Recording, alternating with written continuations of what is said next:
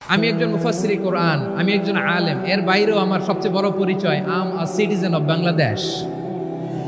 আমি বাংলাদেশের একজন সাধারণ নাগরিক। আমার দেশের যে কোনো সমস্যা, যে কোনো ইনকনসিস্টেন্সি, অসঙ্গতি নিয়ে মত প্রকাশের স্বাধীনতা আমার আছে না নাই? আপনারাই তো বাক স্বাধীনতার কথা বলেন, ফ্রিডম অফ স্পিচের কথা বলেন, বাক স্বাধীনতার কথা বলেন। আপনারাই যদি আবার কোনো মন্তব্যের কারণে বলেন যে রাজনীতির মাঠে আসেন, দল করেন, দেখি কতটুকু পারেন, এটা ঠিক হবে না। তাই প্রিয় ভাইয়ের, আসুন আমরা দল মত নির্বিশেষে কাঁধে কাঁধ মিলিয়ে সোনার বাংলাদেশ গড়ি, দুর্নীতিমুক্ত বাংলাদেশ গড়ি, যে বাংলাদেশের জন্য রক্ত দিয়েছে আবু সাইদ, যে নতুন ভোরের বাংলাদেশের জন্য রক্ত দিয়েছে মুগ্ধরা, যে নতুন বাংলাদেশের জন্য রক্ত ঝরিয়েছে 24-এর যে গণ অভ্যুত্থানের প্রত্যেকটি শহীদারা। আওয়াজ করে বলেন ঠিক কিনা? রাজনীতিবিদ বন্ধুরা অনেক ক্ষুব্ধ প্রতিক্রিয়া দেখাচ্ছেন, ওই কথাকে নিজেদের গায়ে টেনে, নিজেদের গায়ে মেখে ওনারা ক্ষুব্ধ হয়েছেন। প্রিয় ভাইয়েরা, আমি বলেছিলাম যে এক দল খেয়ে গিয়েছে, আরেক দল খাওয়ার জন্য রেডি হয়ে আছে।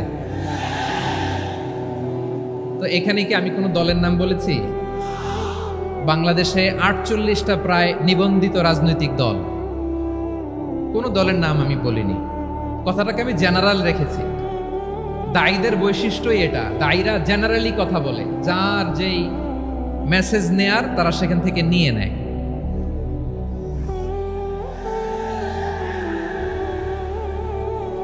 তো কোনো দল এটা নিয়ে কোনো কথা বলল না, আপনারা এটাকে নিজের গায়ে যে মাখালেন, এটা ঠিক হয়নি। আমি বলবো যে এটা খুবই অনভিপ্রেত হয়েছে।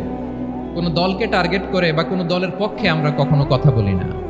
আমরা কোরআনের পক্ষে কথা বলি, ইসলামের পক্ষে কথা বলি, ঠিক কিনা বলেন? সো একটা জেনারেল কথাকে যদি আমার রাজনীতিবিদ বন্ধুরা নিজেদের গায়ে মাখেন, ক্ষুব্ধ প্রতিক্রিয়া জানান, এতে করে সাধারণ জনগণের কাছে একটা নেগেটিভ মেসেজ যাবে ওনাদের ব্যাপারে। এটা হোক আমরা চাই না। এদেশের তো আমার প্রিয় রাজনীতিবিদ বন্ধুদের আমি বলবো, কথাটা ছিল ভেরি জেনারেল, এটা নিজেদের গায়ে মাখানোর কোনো দরকার নাই। আমরা এই যে এক্সিস্টিং যে রাজনৈতিক চর্চা, এটা থেকে আমরা বেরিয়ে আসতে চাই। আমরা চাই না এদেশে চাঁদাবাজি, দখলবাজি থাক, ঠিক কিনা বলেন? এদেশে কোনো দুর্নীতি থাক, টেন্ডারবাজি থাক, এগুলো আমরা চাই। আই হেট পলিটিক্স একটা জেনারেশন আছে, এই বেশিরভাগ জেনজি অফ সিলেট, এরা আই হেট পলিটিক্স জেনারেশন। এরা পলিটিক্সকে পছন্দ করে না। তো কেন করে না, এর দায়ভার আমাদের আছে না নাই? আছে। এবং আমরা দেখেছি ক্ষমতার পালাবদল যখন হয়, এক সরকার যায় আরেক সরকার আসে, তখন দুর্নীতির ফিরিস্তি আমরা জানতে পারি, এর আগে জানতে পারি না। প্রতিটা দলের ভেতরেই আমরা এই বাজে চর্চাটা দেখেছি। সো এখন আমাদেরকে শুধরে নেওয়ার সময় এসেছে। এটা এই সুন্দর সময়, নতুন প্রভাতের বাংলাদেশ, নতুন ভোরের বাংলাদেশ, এই সময় আমরা কাদা ছোড়াছুরি যেন না করি। আমাদের শপথ নেওয়ার সময় এসেছে। প্রতিটি দল, নিবন্ধিত 48টি, সবগুলো দলের এখন শপথ নেওয়া উচিত যে আমরা কোনোদিন আর চাঁদাবাজি করব না, টেন্ডারবাজি করব না, দখলবাজি করব না। আমরা সবসময় দেশের পক্ষে থাকবো, সবসময় দেশের পক্ষে থাকবো। সেই কথাগুলো ছিল ভেরি জেনারেল। যে কথাগুলো আমরা জেনারেলি বলি, এগুলো জেনারেলি আপনারা নেবেন। আমার রাজনীতিবিদ বন্ধুদের কাছে এটাই আমার কামনা। আর এই জাতীয় বার্তা যখন আমরা দেই, তখন যদি আপনি বলেন যে পারলে রাজনীতিতে আসেন, পারলে দল করে দেখান, এটা হইল? আমি কি এরকম কোনো কথা বলেছি? না। আমি একজন মুফাসসিরে কোরআন, আমি একজন আলেম, এর বাইরেও আমার সবচেয়ে বড় পরিচয় আম আ সিটিজেন অফ বাংলাদেশ। আমি বাংলাদেশের একজন সাধারণ নাগরিক। আমার দেশের যে কোনো সমস্যা, যে কোনো ইনকনসিস্টেন্সি, অসঙ্গতি নিয়ে মত প্রকাশের স্বাধীনতা আমার আছে না নাই?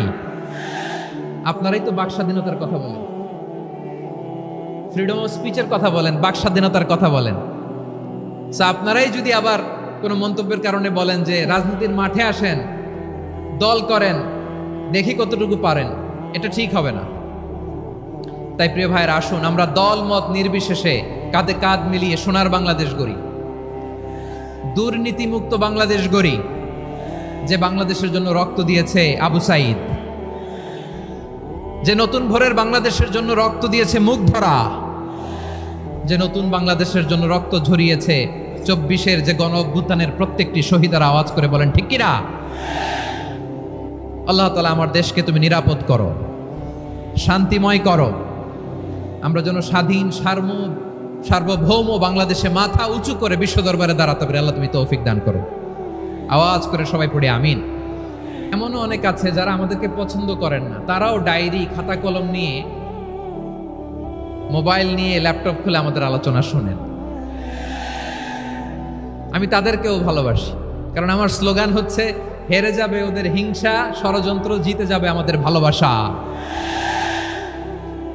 যারা আমাদের বিরোধিতা করে, আমাদের ব্যাপারে ঘৃণা ছড়ায়, তাদের জন্য আমাদের বুক ভরা দরদ আর ভালোবাসা আছে না নাই? কারণ ভালোবাসা দিয়ে যা জয় করা যায়, কঠোরতা দিয়ে তা পারা যায় না। তো যারা বিরোধিতার জন্য আমাদের আলোচনা শোনেন তাদেরকে ওয়েলকাম। যারা আমাদের আলোচনা আউট অফ কনটেক্সট নিয়ে এক জায়গার মাথা আর এক জায়গার লেজ জুড়ে দেন, তাদেরকেও ওয়েলকাম। গত সপ্তাহে আপনারা জানেন খুলনা বিভাগের প্রোগ্রাম আমি দিয়েছিলাম যশোরে, আদ্দিন ফাউন্ডেশনের উদ্যোগে। তো যশোরের প্রোগ্রামের এক ভিডিওর পেছনে আমাদের কিছু দিনী ভাইরা 6 বছর আগের এক অডিও ব্যাকগ্রাউন্ডে জুড়ে দিয়ে বিভ্রান্তি ছড়ানোর জন্য সোশ্যাল মিডিয়াতে ছড়িয়ে দিয়েছে। তো তাদের প্রতিও আমাদের কোনো রাগ নাই, ক্ষোভ নাই, তারা হয়তো দিনী তাকাদা থেকেই করেছে, কিন্তু তারা হয়তো বুঝতে পারে নাই এই যে রিসেন্ট আলোচনার ভিডিওর পেছনে 6 বছর আগের অডিও জুড়ে দেওয়া, এটাকে বাংলায় বলে প্রতারণা। কি বলে? প্রতারণা, ধোঁকাবাজি। এখনকার আলোচনার ভিডিও আর ব্যাকগ্রাউন্ডে এডিট করে লাগিয়েছে 6 বছর আগের অডিও। এটারে প্রতারণা বলে, ধোঁকাবাজি বলে। আর বিশ্বনবী বলেন মান গাশশানা ফালাইসা মিন্না, the person who deceives us he is not among us. যে আমাদেরকে ধোঁকা দেয় সে আমাদের অন্তর্ভুক্ত নয়। তো বিশ্বনবীর এই হাদিস তারা মনে রাখে না।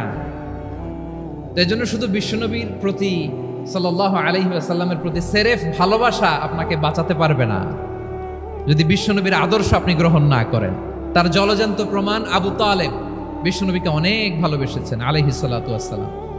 পলিটিক্যাল শেল্টার, ফিনান্সিয়াল শেল্টার, সব ধরনের শেল্টার তিনি দিয়েছেন, কিন্তু বিশ্বনবীর আদর্শ মানেন নাই। মুক্তি মিলবে? হ্যাঁ, আওয়াজ করে বলেন, আবু তালেবের কি মুক্তি মিলবে? তাহলে সেরেফ ভালোবাসা আপনাকে বাঁচাতে পারবে। ভালোবাসার পাশাপাশি বিশ্বনবীর আদর্শকে মেনে নেওয়ার দরকার আছে না নাই? তো যারা এই সমস্ত কাজ করেন আমাদের ভাইয়েরা, তাদের জন্য আল্লাহ তাআলার কাছে আমরা হেদায়েতের দোয়া করি। আবার আমি দেখেছি আমার গত সপ্তাহের যশোরের আলোচনার একটা লাইনকে কেন্দ্র করে আমাদের অনেক